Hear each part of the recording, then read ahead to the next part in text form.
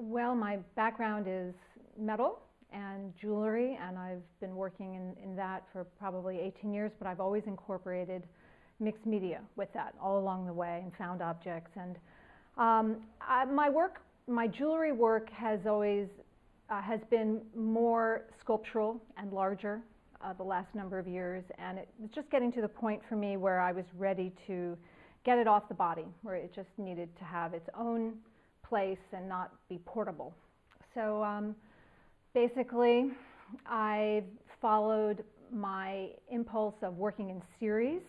The last really large body of jewelry work I did was a series, and that led me to work that's really based about the weather. And I'm incorporating, it started off as jewelry, and I was using metals and photographs that I transferred onto fabric and plastic and found objects to really kind of capture the sense of the weather impacting our lives and our psyche, especially with climate change. It really started after Hurricane Irene, and as I've moved into larger objects, I've gotten an opportunity to do a show in the future, and I've been planning for that. So I've been playing and playing and playing with lots of materials, and what I like to work with are materials that are common, things that we would find in our homes or that our homes are made up of, and then transform them based on my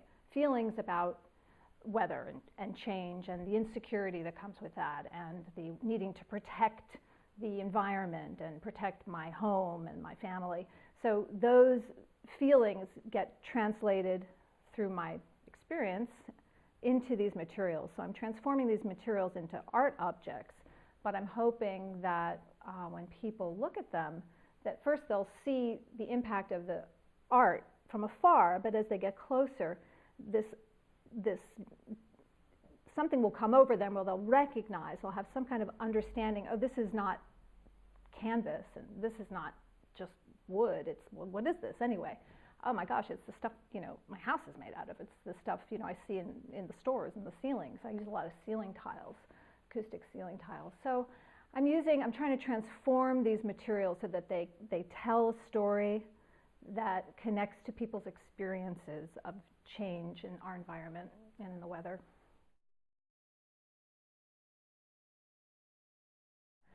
Because of their resonance. I can have, you know, I don't have to work in one particular medium. If I really follow the line of inquiry, what I'm interested in. So if I have this broad interest in the impact of weather on the psyche, I'm coming at it from what materials speak to me. So coming back to the acoustic tiles again, I use a lot of the iron oxide. I don't know if you've ever looked at a ceiling in New Jersey. It has these acoustic tiles, and they're always stained. You know, there's always some kind of big blob of water that's dripped down, and it's all brown now. So I think that experience, I was in Staten Island right after Hurricane Sandy, and I saw bits and pieces of this stuff painted, just kind of scattered around the ground amongst all the other debris.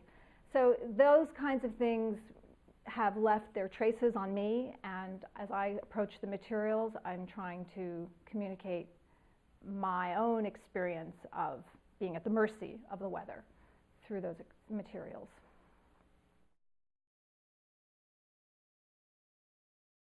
Then my next big project is going to also be there at the New Jersey Center of Visual Arts in Summit, New Jersey. It's going to be an installation of sculpture, and that's going to take these similar ideas, similar materials, and bring it into a larger environment to create a larger impact, hopefully.